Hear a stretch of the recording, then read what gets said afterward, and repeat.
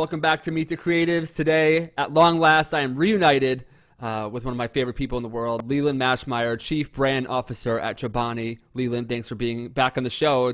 You were one of my first guests, and it's a privilege to have you back on the show. Thank you. It's hard to believe that was almost 5 years ago, I think. Something like that. Yeah.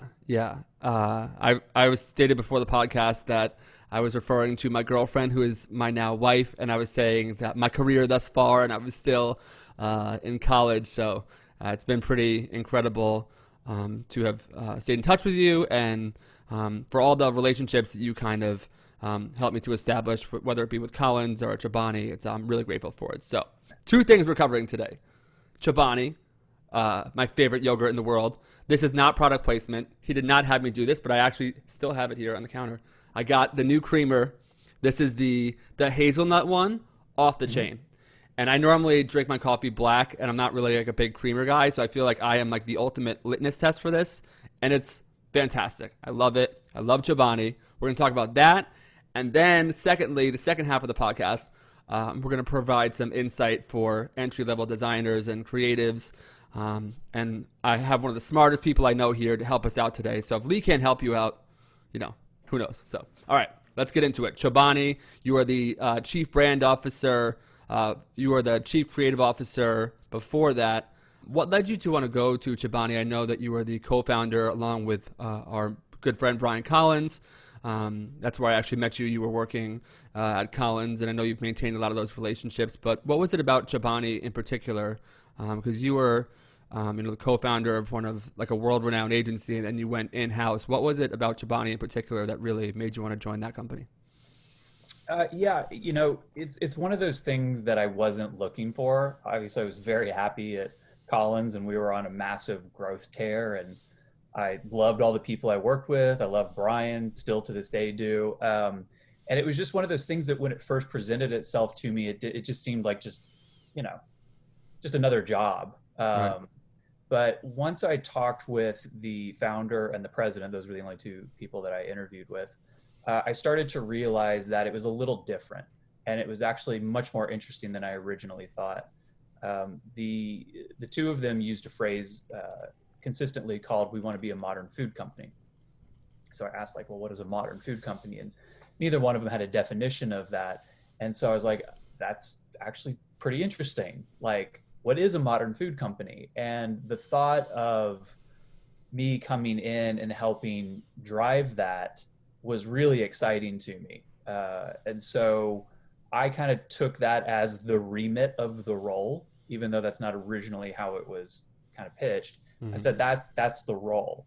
And part of it was building an in-house creative capability, which also was interesting to me. I mean, at the time, 4 or 5 years ago, in-house was still the wild, wild west. I mean, in many ways, it still is the wild, wild west. So the idea of building something that was future facing in terms of where the industry was going on the client side, and both, what a modern food company is and like what does creativity look like inside, were both really interesting to me. And it wasn't something that, it weren't problems that somebody would bring to any agency. And so when I looked at it that way, I said, it's not that I'm leaving Collins, it's that I'm moving towards what seems to be a very unique opportunity for a company that is in the right stage of its maturation to charge after this type of ambition. I said, like, as crazy as it sounds, I'm going to leave the company I founded and go work at a yogurt company to do that. And so that was honestly the logic, and lucky enough, because of Chobani and my partners at Chobani and stuff, it's turned out to be that and more. I love the product of Chobani. I have like so many, when it comes to like Chobani flips, I have, I want to make like a draft one day, and maybe we could do this afterwards. We could like vote and see like the most popular flavor. But the branding in particular really stands out to me. To see what it has become, and it has consistently evolved, has been really remarkable. But can you talk about building that look and feel and that identity, and what was that process like?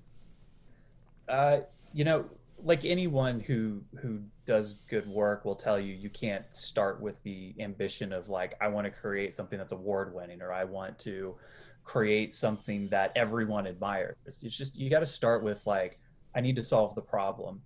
And when we started the process, you know, there were so many things to figure out that from a business perspective, there was like no brand strategy, there was no product architecture, there wasn't a real strong understanding of like who the consumer audiences were and stuff like that. And frankly, there wasn't a very articulate point of view of what Chobani meant and what Chobani believed in, sort of a lot of those brand equity type of stuff. So we started from the perspective of, before we can do anything creatively with this company, or marketing wise with this company, we have to understand what is the white hot center of this company, what is its values and ethos, and fundamentally what is the core mythology that this organization lives. Because, you know, in a somewhat stripped down but also still kind of high-minded way, branding is nothing but corporate myth making. So if you want to express a brand, you have to understand the story that the brand is living. And so that's what I spent the vast majority of my time doing, is just trying to understand through little signals that I picked up in language in the company, and what products the company have made, what was the ingredient list, how things were sourced, where was Hamdi from, where did the first idea of Chobani pop up, what were the early days of Chobani like, all of those types of things. And slowly over time, I kind of figured out what the story was, the mythology. And so, or not the mythology, the myth. So I was just in my gut kind of feeling like it is this kind of like mythology of paradise, this kind of like constant and desired return to Eden. Whether you call it Eden or paradise or the orchard of golden peaches, you know, every culture has their version of this, of trying to return to this nature-laden paradise where this magical food is at the center of it that takes care of everyone. And when I kind of stumbled upon that mythic structure of the return to nature, essentially, I was like, oh, all of a sudden, all these little signals that I've been looking at, all of a sudden perfectly plug into this structure, this mythic structure. And that's the mythology that Chobani intuitively believes. So I was like, okay, now I have my mythology. Then it became, now how do I visually express that mythology? What is the tone of voice of that mythology? How does that mythology translate into product? And so working with the executive creative director that I hired from Wolf Owens, Lisa Smith, who, you know, is one of my favorite people in the world. But we started exploring just like, what does it look like? What does, you know, happiness feel like? What does love feel like? What does innocence feel like? What does youth feel like? Kind of like all these things that are associated with paradise and Eden. And I remember walking past the blackboards that we had up with all this visual swipe and all this like exploratory design. And Lisa and the team had been organizing a bunch of photography, and at the top of each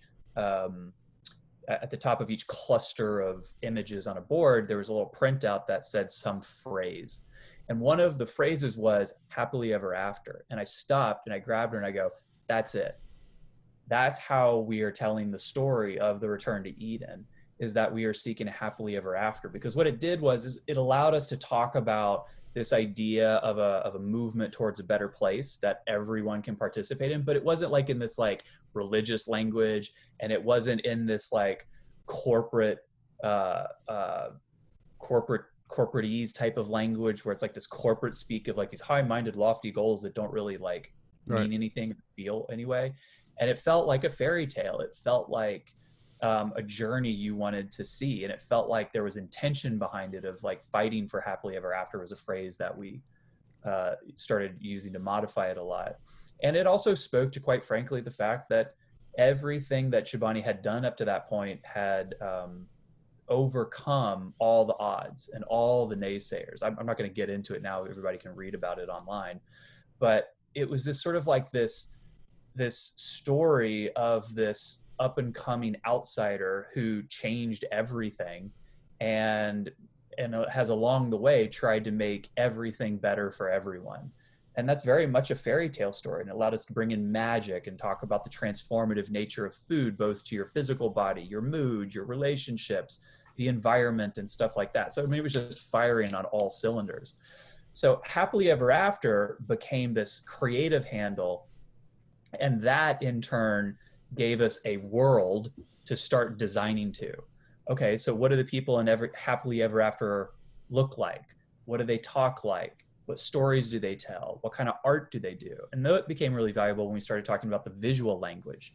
Okay, if this is about Chobani bringing happily ever after to everyone, because let's say the factory in the valley of upstate New York and the way it's flourished since that factory was set up is happily ever after. The food is then exported from happily ever after. So, okay, so that's a really interesting thing. So let's make the food look like it was made by people from happily who live in happily ever after, which is not highly modern. It's not mechanized. It's innocent. It's craft oriented. People do everything by hand. Okay, so let's make all the food for our original core yogurt look like crafted products, like small batch stuff. So that's why everything was done by hand. Everything was made to look like it was produced with turn of the century technology, very old technology. And then we said, okay, in terms of the brand language, how do we express it?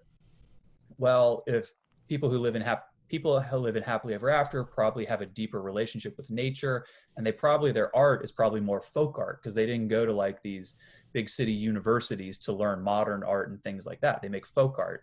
So we actually went and referenced a lot of 1860s, 1870s folk art from New England. And that became the basis for our visual language. So all our visual language is just a reinterpretation of folk art. Wow. And then we layered in a color palette that felt jewel tone, that felt romantic, but also natural. We specifically stayed away from bleached white because, you don't really find bleached white in nature. We stayed away from perfect blacks because you don't find perfect blacks in nature. And so all of these things just started layering on top of each other, started to feel innocent, romantic, had an enchanting type of vibe to it. And so, I mean, there's more that I could talk about, but you can kind of see how every time we go back to dip our brush in the well of the story, we go back to the thing that we're making, and it gives us a lot of great material and lenses and inspiration to kind of shape the specific things that we're working on. And to this day, we still go back to that idea and go like, okay, this is the brief that we have to do to launch a product, but like, how would we do this in a way that it feels like part of the happily ever after world? It might not be the original continent of core, or what we call core, our original Greek yogurt, the way we designed it. But what if it's like this other island off of it? What does that island look like? And how do we reimagine that in a land of happily ever after ways so that it still feels like, even though it's a different product with a different message, it feels like it's part of this broader, diverse, and rich world of happily ever after.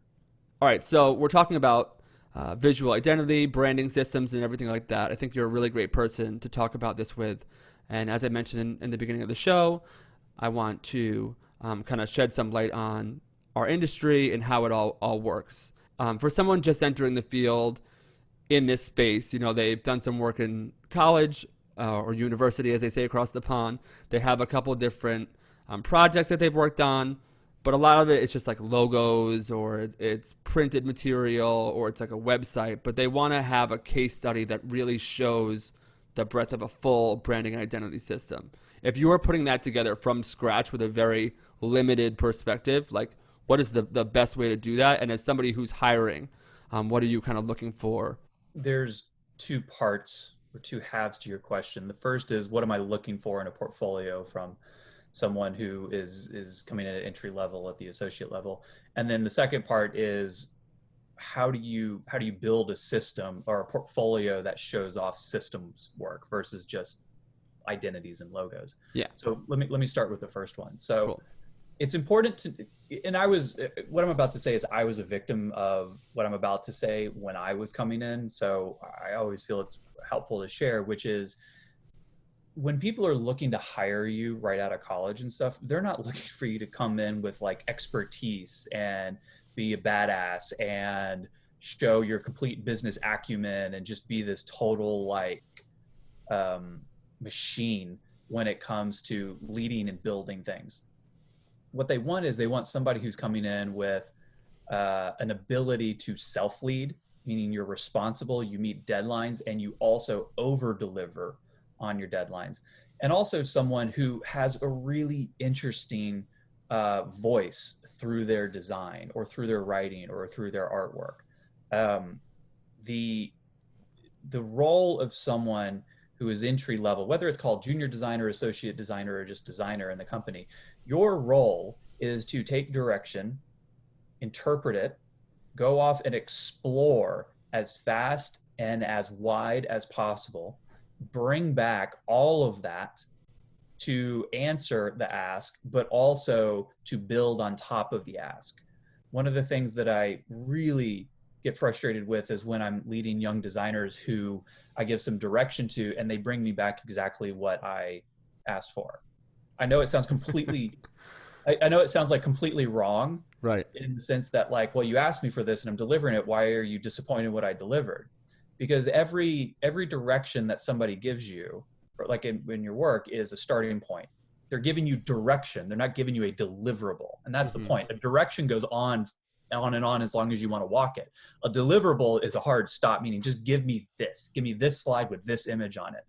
But if I say, I want you to go and explore, typography that's really playful, and then another direction where typography is really rigid and locked in like an architectonic way.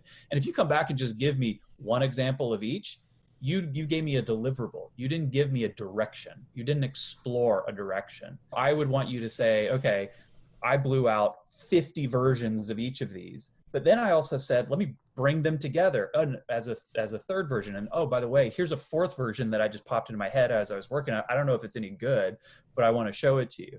Like, volume and expressiveness and variety are the things that are highly valued when you're at an associate level. And if you can then bring in a brilliance of craft, a really fine-tuned aesthetic sensibility on top of that, all the better.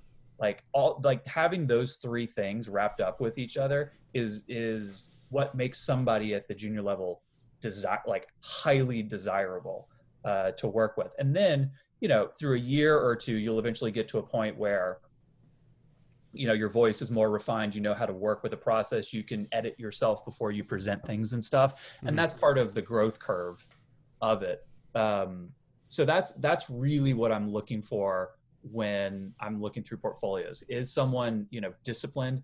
Can someone produce a ton of stuff and work in a lot of different varieties? Does a person have a really interesting aesthetic sensibility? And then finally, are they really attuned to craft? Like, do they have a color? Do they have an artistic sensibility, a typographic sensibility, a structural grid system sensibility? Like, I want to know where that craft is that they are. When it comes to the question of like brands and systems, yeah, you're 100% right. Making a logo is not impressive. Right. I mean, if we remember, like, and again, this is something else Lisa worked on. The USA Today logo was a circle.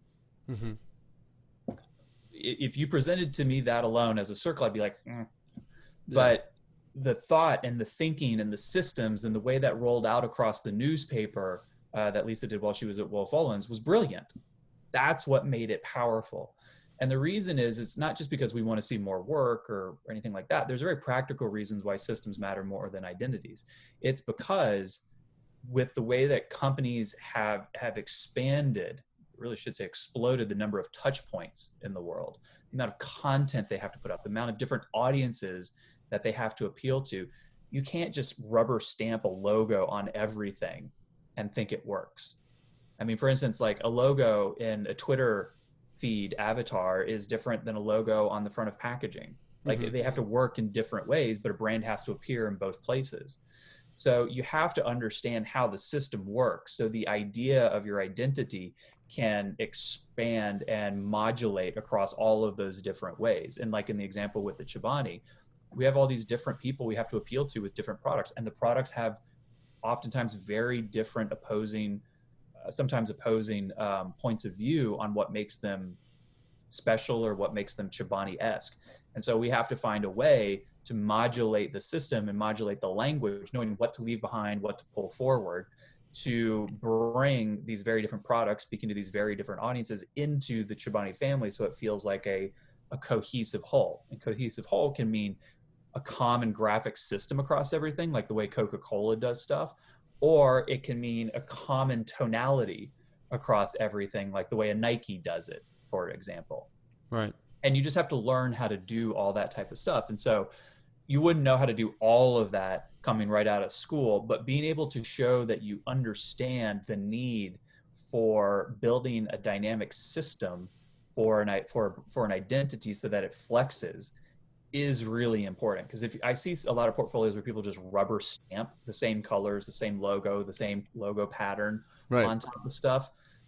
um, They just those hit are all Command D and have it like repeat like a pattern. Yeah. Yeah, or like, here's my logo on a bag, but it's big. Here's my logo on a t-shirt, but it's an angle. That It's was like, me. That was me the first time I showed you my book. And you guys were kind of like, okay, cool, yeah, cool. yeah. So it's great that you know how to copy and paste a logo, but Right. that's not what you're going to be asked to do or what you need to do to solve the problems when you become a working graphic designer or brand identity designer. It's funny how mentorship works because sometimes things seem like it's not a big deal to the mentor, but to the mentee, it means like everything. And if there's any moment that really affected my career, it was I came in to the Collins office when you were working there, and it was to meet Brian, and then I met you, and you were sitting in an Eames chair. It was the first Eames chair that I ever saw in my life. It was so cool, and I remember like seeing the work of at the time it was Spotify and some other campaigns up on the blackboard, and it was really kind of neat because I was out of college, but I hadn't really seen like real work, and I saw all this stuff, and I knew intuitively like what looked good. I was like, yeah, I want to do more stuff like this, but from a work standpoint, I wasn't even close. From a skill set wise, my knowledge of the software, I had so much more to learn. I remember very vividly. There's like a Chipotle like right outside of that building. I remember just staring into the burrito, thinking like, "Oh my God, I have so much. I want to work there so bad, but I have such an uphill thing here, and there's so much that I need to learn to be able to, you know, metaphorically compete at that level." And it's taken a long time. And I remember one time actually I called you and had all these questions and kind of having yet another existential breakdown. I think when you first leave school that first year out, you're convinced you're going to be able to like will it into existence, but really it's just like hours logged, like 10,000 hours kind of thing.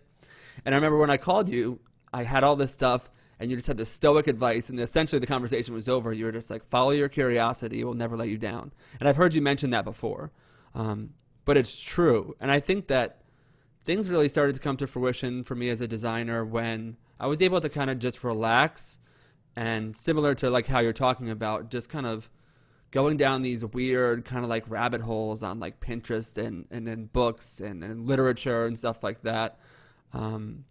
But I just wanted so badly to be able to create systems like that and to operate like that. But it almost, and tell me if this has been your experience, the more kind of like loose you are with things, the easier it gets. And then over time, you'll kind of learn industry best practices. But it's not something you can just like think up and do. It's something that you actually have to work towards, if that makes sense. You know what I mean? Yeah, it's not, I can't transfer the knowledge to you how to ride a bike. Right. You just have to ride a bike and keep failing. Yeah. So until you don't. Mm-hmm. And riding a bike is experiential knowledge. Right. It's tacit knowledge. And so much of design is tacit knowledge. I can teach you about technical aspects of design, but it won't make you a better designer. Right. The technical aspects of design are names that we give to things that we intuitively learn or tacitly learn through experiences. So one of the things that I tell designers early on who are trying to discover their voice and try to refine their craft is spend most of your time early on copying other designers, trying to replicate what they did, so that you can see that what they made look easy is actually really hard, and then sit with that frustration and that ambiguity and that struggle to understand why on earth what you just made doesn't look at all like the thing that Herb Lubalin did. Yeah. Like you're like, it's easy. It's like these curly things. And I just bend the anchors in Illustrator until I get it how I want. Like, how hard could that be? And then you try and you're like, oh my God. Yeah. Like mine looks like chicken scratch and I've been working on it for 5 days. Like you need to go through that. And the positive benefit that is that it trains your eye to see things that you wouldn't have done before or noticed otherwise. It also allows you to kind of figure out what you like and what you don't like by looking at lots of stuff and trying to play with it. And that, that refines your eye, that refines your aesthetic sensibilities. And all of this stuff seeps into your work later on in ways that you don't know, you can't understand, and you can't pinpoint, and enough seeps into your work one day until you're like really good at what you do. And again, going back to the bike example, one day you just start riding a bike and you're like, I don't know how I got to this point of riding a bike, but all of a sudden he's riding a bike. Like I taught my son, I have a now 5-year-old son, and a few months ago when he was 4, I was teaching him to ride a bike for the first time. And we literally just repetition did the same thing over and over and over and over again until he started riding his bike. And I mean, I know he's 4, but to make my point, he couldn't tell you what was the difference between the 9th time he tried to ride his bike and fell and the 10th time he tried to ride his bike and stayed up. Yeah. And that's why just that repetition and just doing things over and over again on your own is so critical, and exposing yourself to different styles is critical. And then eventually you, in a metaphorical sense, in a spiritual sense, will pop out and you'll discover yourself.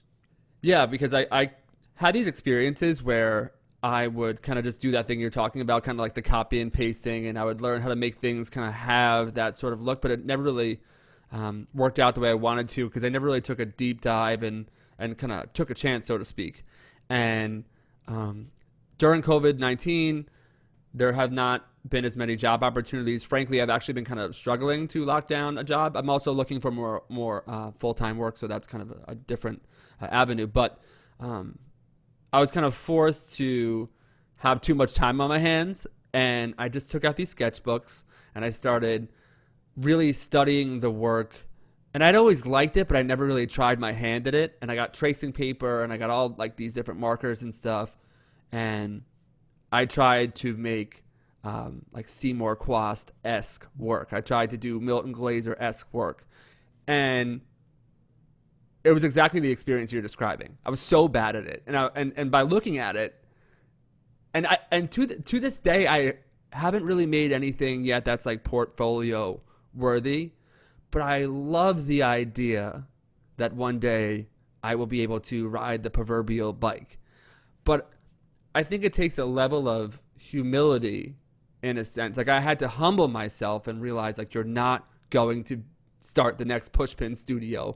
You're somebody who's in your 4th year of graphic design on the professional sense, and this is going to take a long time. And I'm going to have to work on my craft, and it's going to suck for a while, but it will come. And it was fun to kind of just not have that pressure of like building out this like website and having this like sellable thing. It was sort of, it felt closer to like when I was a kid and I would just lay on the floor and draw. And that is critical, I think.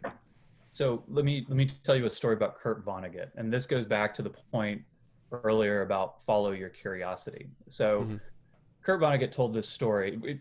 For anyone who doesn't know, Kurt Vonnegut was an author back in the 70s. He wrote Slaughterhouse-Five. Many of you probably read it in high school or college. You have to make me a list of all the cool shit to check out because your references are all over the place, but I want to be intellectually promiscuous, as you said before. Yeah.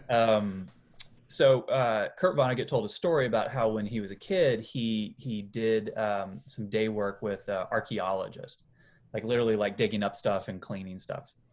And he was talking, the archaeologist, kind of asked him like passing the time questions, tell me a little bit about yourself. And Kurt would say, a young Kurt would say, I'm in high school. I love playing the violin. I love, painting this. I love cooking or whatever. But I'm not any good at any of the stuff. And the guy peeked up and said, something to the effect of, "Oh, well, that's really interesting. I if you ever want to bring some of that stuff, I'd love to hear the violin or see some of your drawings and stuff." And Kurt's like, no, I'm not any good at it. I just kind of do it. And the archaeologist said something to the effect of like, look, here's an important life lesson. You don't have to be good at something to do something. You can just enjoy doing it. Mm-hmm. And Kurt Vonnegut, as he was retelling this story that I'm totally trashing, unfortunately, said something to the effect of that moment and that piece of advice always stuck with him because it was the first time in his life someone had ever told him something like that. And those few words of, you don't have to be good at something to do something, completely transformed Kurt's perception of himself. Whereas before, he was like this failure who tried to do all these things and just could never, ever become any good at them. All of a sudden, he became an interesting person who had all these different interests that he was into. And I can't remember if he mentioned this or not, but I think he mentioned something about like curiosity. Like he just did it because it was curious to him. And now he has all these great experiences and stories and little bits of information that kind of like encompass him and make up who Kurt Vonnegut is. And he always said that was a remarkable yet simple transformation in how he thought about himself and what he did. And like in many ways, I hear the exact same thing in what you're saying. Like you shouldn't be measuring yourself to a Seymour Quast or to a Milton Glaser or a standard that other people have achieved. You got to find some way to sit in the activity and just live in the activity and be in the activity and be curious and enthusiastic about it and be perfectly fine with that, because your voice will never be Milton Glaser's voice, nor should it. Milton Glaser's voice was Milton Glaser's voice. It is not your job to channel the now passed away Milton Glaser through you. Your job is to find yourself. And you find that only by sitting in the activity and listening and learning about yourself, rather than trying to Ouija board Milton Glaser out of yourself so that you can perfectly be an art forger of Milton Glaser's work. Right. And that's what curiosity is about. You focus on the God of curiosity rather than the idol of Milton Glaser. Yeah, I love that.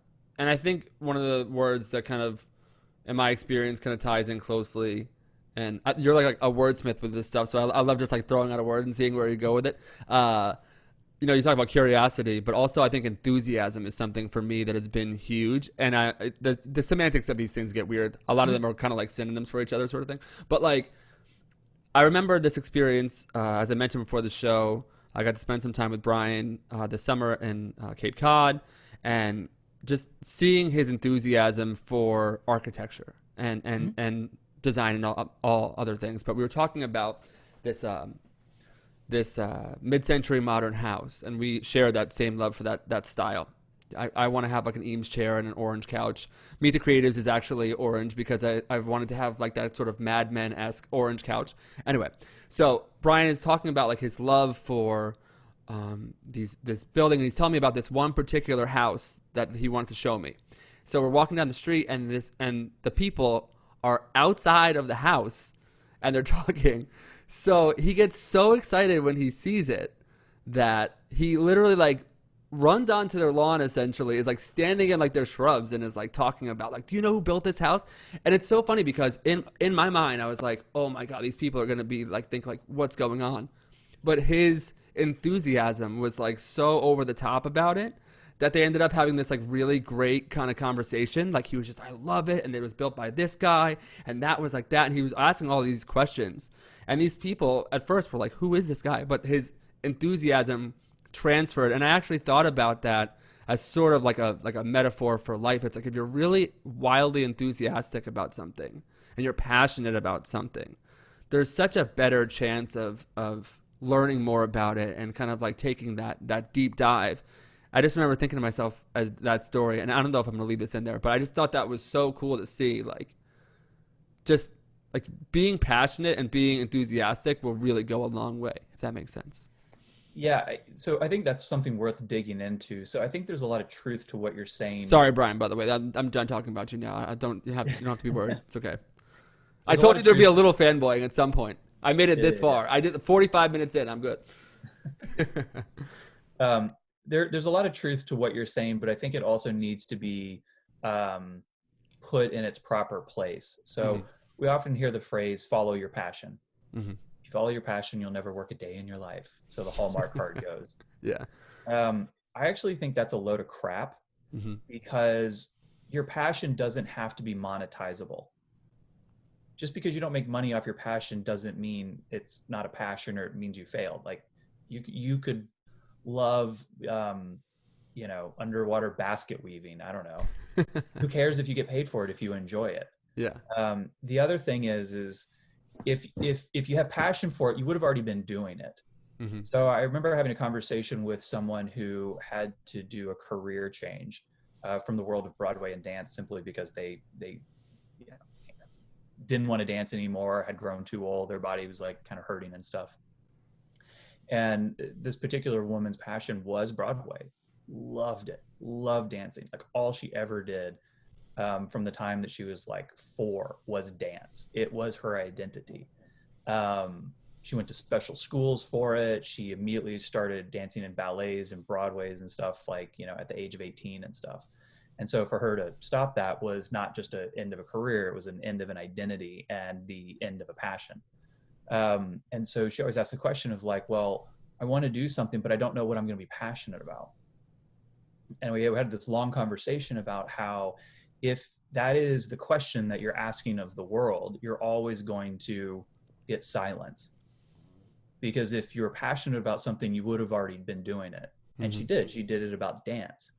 And she never at once ever asked, am I passionate about dance? It was just like, she didn't need to ask a question. She just did it. It's where the gravitation was. It's where the magnetism was. So when you find yourself in a place where you're not engaging in your passion as a career, I think the more important question again goes back to curiosity. Because what curiosity says is, it says there's something that is exciting me on the edge or just beyond the edge of what I know. I can see it peeking over the horizon and I want to walk that way. And the most important thing is that not every curiosity that you have is going to endure. It's not going to lead to another curiosity, and another curiosity, and another curiosity, but some will. And that's the whole point of pursuing your curiosity, is that the path to your new passion is laid in the breadcrumbs of curiosity. Damn. So if you're looking for your passion, you will never see it, because it's invisible. It's something that's felt. Right. But curiosity is a reaction to stimulus in the environment. And so if you see a TV show, or if you hear something brought up in a conversation, you go to Wikipedia to look it up, or you hear a song at Taco Bell playing, or you come across an image on the internet and you're like, that's really cool. I want to know more about that. That's right. Curiosity whispering in your ear to say, walk down this path and see where it goes. There's no promises that the path will go on forever. It's just a promise that there is a path in front of you to walk, taking you from where you are to a new place. And then you have to make another decision. Do I want to keep walking this path? Is there another path, or is there another curiosity which I'm walking? And so usually when you're following your curiosity, you follow this kind of like drunkard's walk. You don't know where it's going until you are where it is taking you. And right. Then that's when you stumble into your passion, because passion is a rear view mirror language. Yeah. You only know you're passionate about something when you're passionate about it. Mm-hmm. It's not something preordained. So curiosity gets you into the passion. And then that language of I'm passionate is something to reflect back on this drunkard's walk journey and give meaning to all the different experiences you had along the way to lead you to where you are right now. And so when I had that conversation with this young woman, that sort of like a light bulb switched on her head, and all of a sudden she could take off pressure from herself of finding the exact right next step to take. Right. And it was like, no, let's just take a step. And actually, if I take this step and it doesn't pan out, I can take a different step, and I can go in a different direction. And rather than having to crunch and think about all this metaphysical, spiritual, personal stuff in my head, I can just react to things that incite curiosity in me and then pursue them in the short term, or chase after them in the short term, like a white rabbit down a little hole. So that's why again and again I go back to this idea of the God of curiosity, and why it is one of the most important gods for any creative soul or any person really to chase after. Leland, this has been so great. I really appreciated catching up with you. You're welcome back anytime. You are, I know you probably think I say this to everyone, but you really are one of the most sought after guests on Meet the Creatives. Everyone has been asking for years, when is he coming back? I one time I forgot if it was like JKR or Turner Duckworth.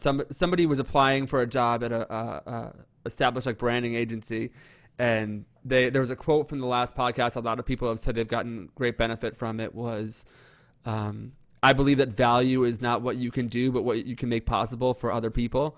And somebody DM'd me one time and was like, hey, like you should probably let Lee know that I just used that line in a job interview and I got the job. And I can't make that up. Like I was like, wow, that's so cool that people are kind of taking some of this verbiage and these semantics and using it in job interviews. That shows that my thesis is working, if you will. So, thank you for doing this. If people want to apply for jobs at Chobani or something like that, or they want to learn more about the company, what's a good spot to do that? And any final words in closing, the floor is yours. Yeah, if anybody's interested in chatting with Chobani, I mean, certainly you can send me a note on LinkedIn, or you can actually go to our Chobani.com where we have our careers page, and any open positions are there. We actually can't open a position without posting it publicly. So that is the most up-to-date resource there is. And just as a final thank you to you, I know 5 years is a long time to be doing this, and it's not only kudos to you for your enthusiasm, but I know you're putting in a lot of good energy and a good knowledge into the universe for a lot of young aspiring designers who really value it. And I think back to myself when I was first trying to get into it, I had no references like you or like this to turn to. It was all, I had to be all completely self-taught. So I guess I would speak on behalf of all your audience and saying thank you for continuing to persevere and doing this. It's a part of the greater good that you're putting into the world. Thank you so much. I really appreciate it. And I also just want to show that people are people like you are just a normal guy, and conversations like this are possible. So on behalf of everybody else, I'd like to thank you for being here today. And I'll let you go. I know you have a busy day. Thank you so much for doing this. Thank you.